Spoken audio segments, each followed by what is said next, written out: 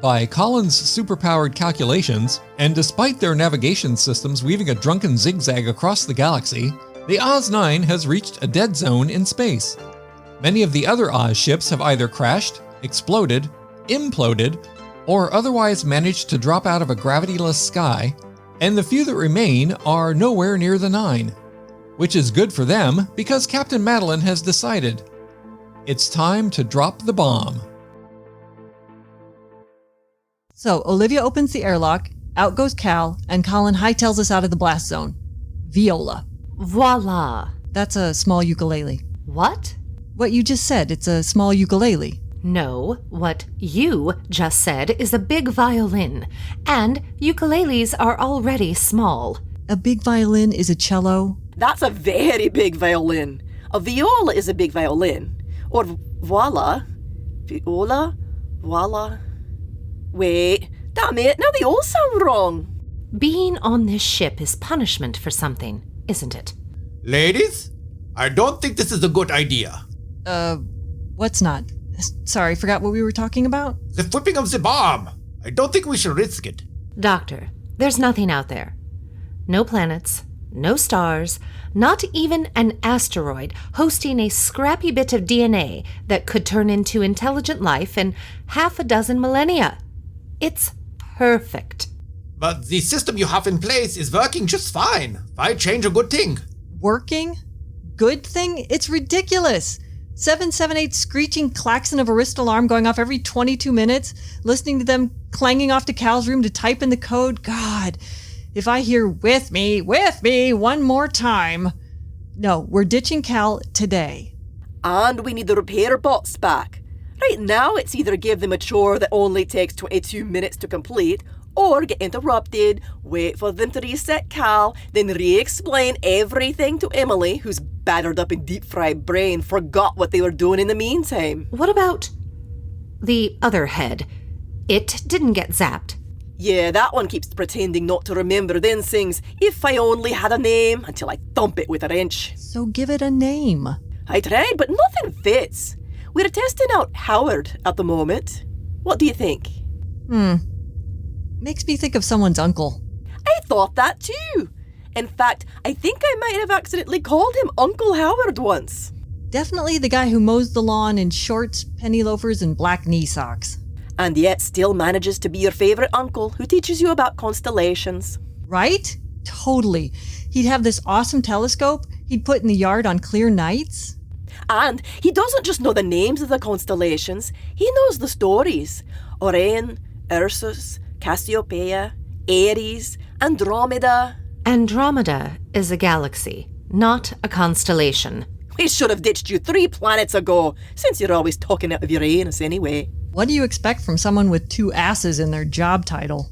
When I get my pen back. Captains? And assassin? Oh, yes, I see. 2 asses. This is most amusing. I do not wish to be interfering in your insulting of one another and your reminiscences of an old uncle you just now made up. But the Oz-9 is parked in deep space, awaiting your orders. Stop worrying and lose the bomb. Bombs away. Bye-bye, Bommy. What? I thought we were doing movie references. I think we are making a very big mistake. What if you need Cal's firepower someday? Then I'll regret it when the time comes. But I'll enjoy not dealing with it in the meantime. Very well. However, I believe you have forgotten a very important obstacle. I doubt it, as I seldom forget anything by accident. But let's hear it. You forget things on purpose. Certainly. Don't you? Oh, never mind, I don't care. What obstacle? Transport.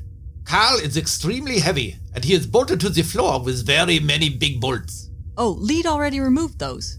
And we did a test run with Greg the Zebra. He was able to move Cal a few inches. It'll take forever, but we'll get there eventually. If I may. Jesus! Ah, just like old times. Were you there all along? No ma'am, Captain Jessie. Just passing along outside and heard the conversation. I think I may have a solution. Solutions are good. I like solutions. Are we now taking suggestions from this eavesdropping janitor? I don't think he is the janitor. Wasn't that just your disguise? Exactly. And until his position aboard the 9 is established, I do not think we should be taking his advice. At this point, there's no advice I wouldn't listen to. What about Le Bichon Frise? Well, obviously not him. Could you imagine?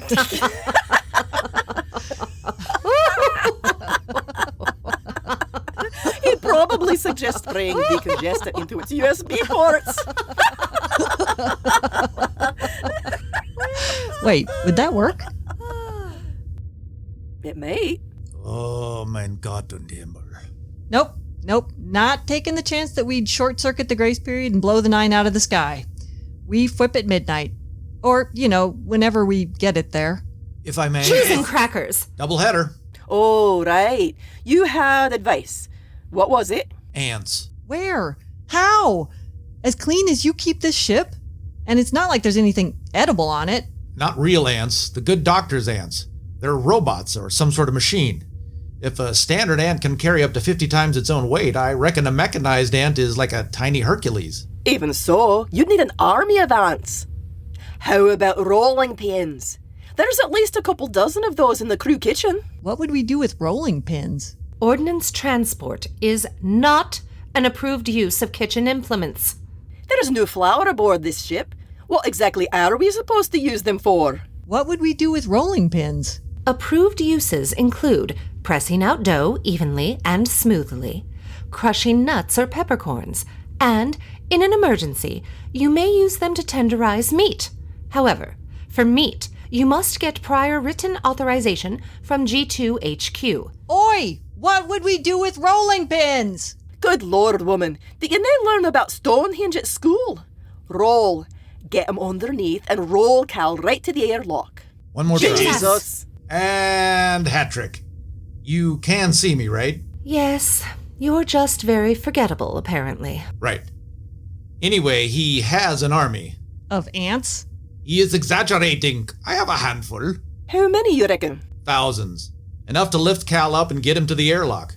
The vacuum of space will do the rest. What do you think, Mad Pants? I hate ants. They're not real ants. How many legs do they have? They have 6. Ugh. 6 is 2 to 4 too many. And how many bits? Bits? Ants have bits. A front bit, a middle bit, and a back bit. Like a tiny wee icky train. How many bits do your ants have? They are ants. They have ant bits. Ugh. Ant bits on my ship. I was unaware of your myrmecophobia. Don't be ridiculous. I'm not afraid of mermaids. You are right, Fräulein Albatros. This ship is clearly some sort of karmic retribution. I must have been horrible. After considerable convincing, Captain Madeline finally agreed to use Dr. von Haber-Zetzer's mechanical ants to carry Cal to the airlock. I could carry it. You tried that and nearly ruptured your spleen. Did not. Then why are you back in the healer? Why don't you use your superpowers? Oh, that's a fabulous idea.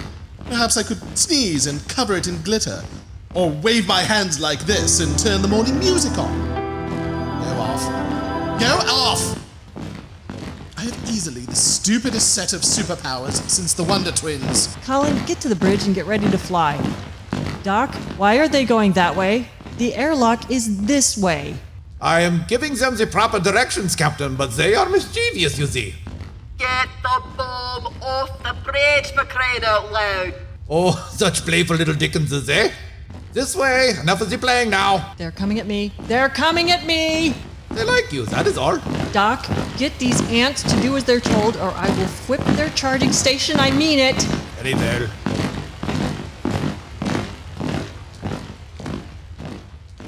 After several tries, the ants finally got Cal to an airlock. From her perch atop Leet's shoulders, Madeline gave the order to open the door. Out Cal popped, and the ants began their march back to their charging station. Hey, Captain Madeline, could you maybe get your heel out of my liver? They're everywhere! Are we ready? Fly, fly, you beautiful bastard, fly!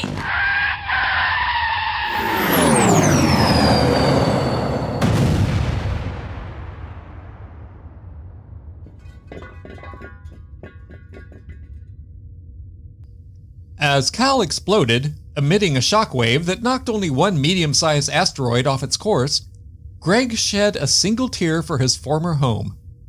Then, safe-ish in his new name and body, He turned his hooves toward the bridge, shedding his old existence like bristles from Le Bichon Frise's mustache. Meanwhile, the gang at G2HQ were debating their next steps. So what I'm hearing is I'm stuck here? We're all stuck here. Glenda managed to escape. Escape? She walked out the front door. Well, she's probably dead. And unless you want to be too, you're stuck here. Well, that's where you're wrong, Botany boy.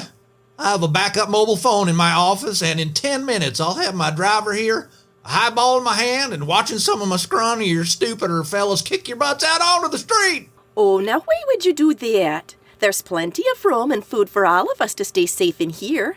I haven't even explored the top floors yet. You know what? You're absolutely right. There's plenty here that would just go to waste while you're busy starving and running from the vicious hordes who rule the streets, which makes it even more fun. If you'll excuse me.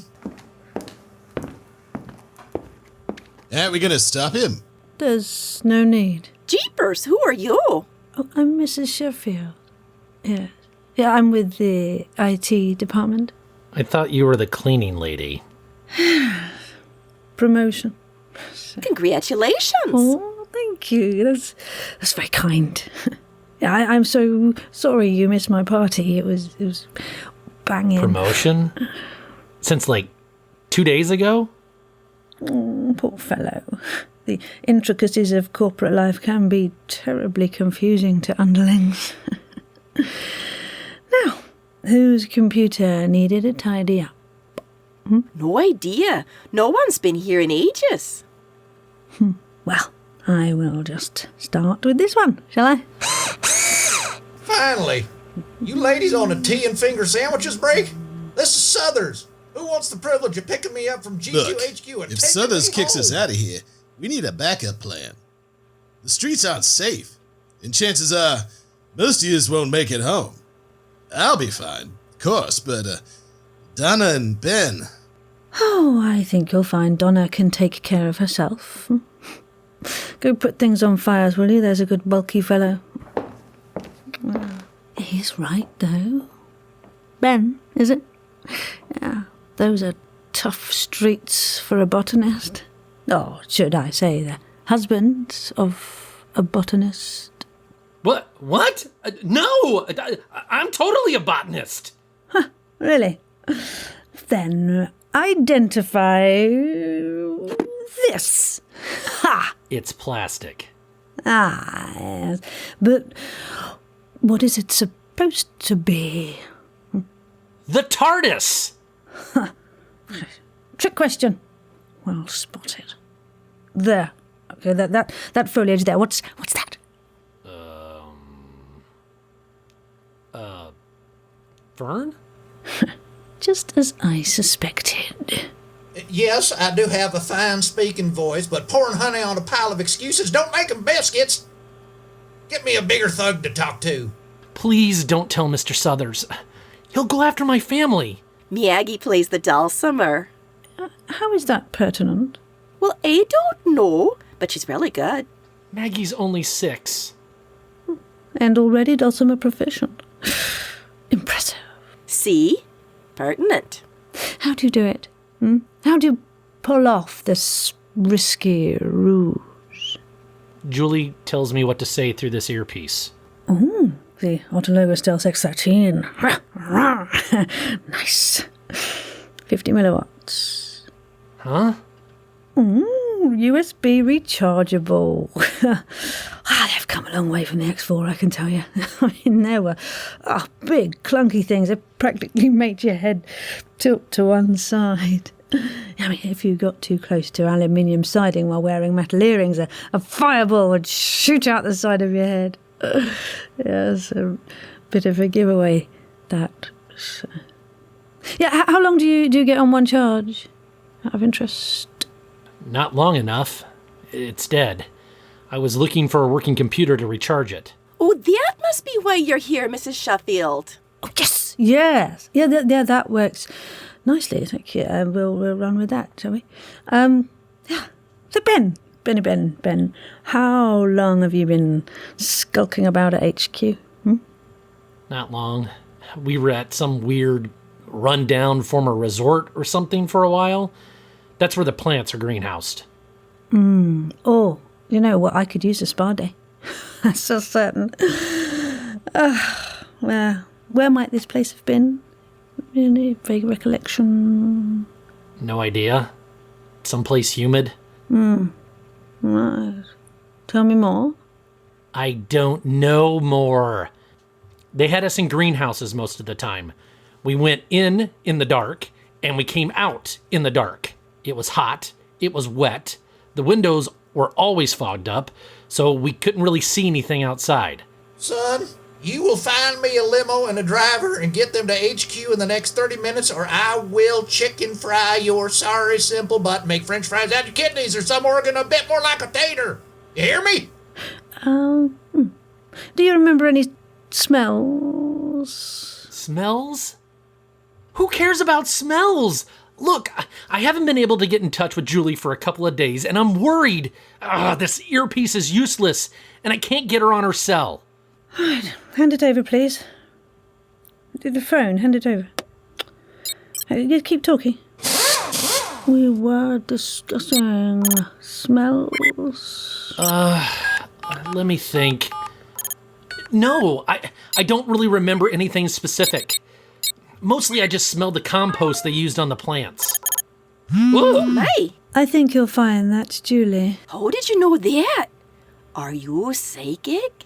No, it just says Julie on the screen. Look there. And her picture. Oh, yeah, she's lovely. Good work. Oh, yeah, she's a sweetie. And that's Maggie she's holding. Picture's a little old, though. Give me that. Julie? Ben? Yeah, it's me, honey. Where have you been? Is everything okay? Everything's fine. I was just getting worried when I hadn't heard from you. The earpiece died. I was trying to find a way to recharge it. I tried your cell phone, but you didn't answer. Oh, yeah, I've been out of tower range for a couple days. Why do you sound so funny? Oh, you're on speakerphone. Speakerphone? Wow, you really don't understand sneaky, do you? Who am I talking to? Yes, I think you'll find that's whom, dear. Mrs. Sheffield? Will they at least keep my resume on file? Fine. What else you got? You're kidding. I'm not saying that, Sandy. Going down. There, bland enough for you? Look, I'm desperate, but not that... Hang on. Crap, I gotta go. So, that was a thing that happened, but where will it lead? Who knows? And now, some other stuff. Hey, Siri, call my agent. What's this? Oh, for crying out loud. Leet, get your ass to the bridge, please. Yeah, that's not the way to the bridge. Nor that. Nope. Seriously, have you learned nothing about this ship since you've been on it? Follow the doors, dear. Be grateful you're so pretty. What's up, Olivia? See those nav screens? The ones that are all fogged up? Precisely. How many times have I asked you not to do your crunches on the bridge? You get things all... steamy. I like that corner. It's warm over there. It's like doing hot yoga, only not hot. And not yoga. And the moisture really opens my pores. Well, stop it. What if someone needed to navigate? Navigate? Okay, can't say that with a straight face. Still, it's a bit icky, so reserve your crunches for the workout room, alright? We have one of those? Yeah. G2 needed to unload a bunch of Peloton bikes, so you got your choice of those. And some random weights and rubber bandy things. Why didn't you tell me that before I got in trouble with the repair bot? I suppose I could have done. I can't believe you didn't tell me we had a workout room. Well, I don't have any sensors in there, so I can't watch over you. You're sweet, Olivia. Okay, I'll do my crunches in the Dolce & Gabbana wing. Plenty of room in there. See, I knew I was melting those passengers for a reason. Miss Olivia. Whoa, Nellie. What's up with your voice? Whoa, Nellie? Really? Huh? Oh, yeah. That's funny. Why do you sound so odd? For a robot that was never intended to talk, this body's got a really sophisticated voice simulation system. I'm testing out my options. You sound terrible. So, That's a no on the melting spring. What's happening with nav screens? Olivia, I am missing my favorite paperweight. Have you perhaps seen it? Does it walk? Not yet. Then if it's not in your laboratory, ask someone with hands. Greg? Not the zebra. For the last time, I found one olive and I gave it to Colin. If you want superpowers, you're going to have to get bit by a spider or hit by lightning. In fact, that's a grand idea. Go, get hit by lightning. I suspect you did not mean these, because you are growing very fond of moi. Computer, Hoppy? fry him where he stands. Righto. You wouldn't! I melted the D&G wing for a chest ripple. What's everyone doing on the bridge? And why is it so sweaty in here? I was gonna ask that. What's the matter with your voice? You sound terrible. And a no for modulated alto. Damn, that one is supposed to be NPR-esque. You sound like a duck that smoked too many cigarettes. Colorful. Accurate. My God, it's like a sauna in Satan's arsehole in here. Colorful. Accurate. Well, good to know the no one goes on the bridge without the captain protocol is working. I But it I have kills it Joe dirty to head. clean the windows as well. Humidity is terrible for my mustaches. I've spent enough time up there. I'm going to give you a super disability. It is just really hot in Well, here.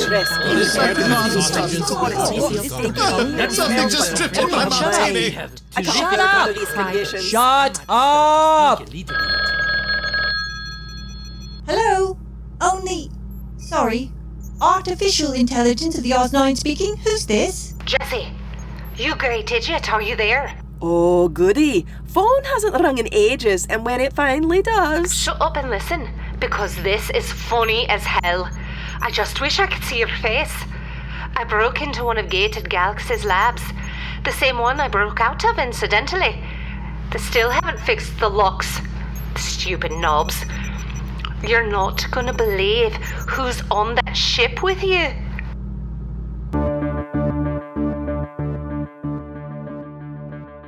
I think we can all see where this is going, so I'm just going to head it off there, as I have an audition to prepare for, and if I'm back here in 2 weeks, it's not for lack of trying. Things are nutty, danger, danger, alarm, alarm, peril, peril, cliffhanger. You've been listening to June Clark Eubanks as Glenda and the Albatros, Kevin Hall as Greg, Eric Perry as Mr. Southers, Dr. Von Haber-Zetzer and Joe, Bonnie Brantley as Donna and Jessie, Shannon Perry as Olivia and Madeline, Tim Sherburn as Colin and Buck, Aaron Clark as Bichon, Frise and Ben, Richard Cowen as Leet, with Sarah Golding as Mrs. Sheffield, introducing Iri Alexander as Julie, and me, Richard Dolney, as your narrator. Thanks to Jessica Vest for this week's suggestion for naming Head 1, music John Faley, art Lucas Elliott, written and produced Shannon Perry. Is that everything? Until next time, or possibly forever, Space Monkeys, narrator out.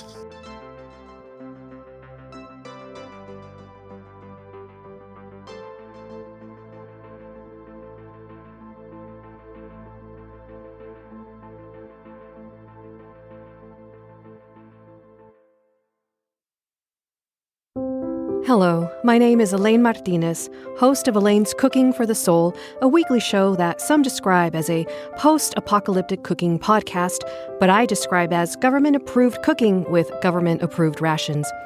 Each week, me and a fellow survivor, guest, will cook a new and clear recipe for a post-nuclear society.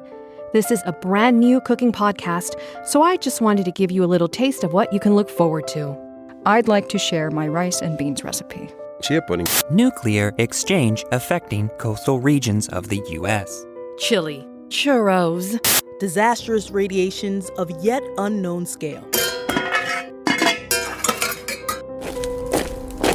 NA bolognese. Pistachio-crusted salmon.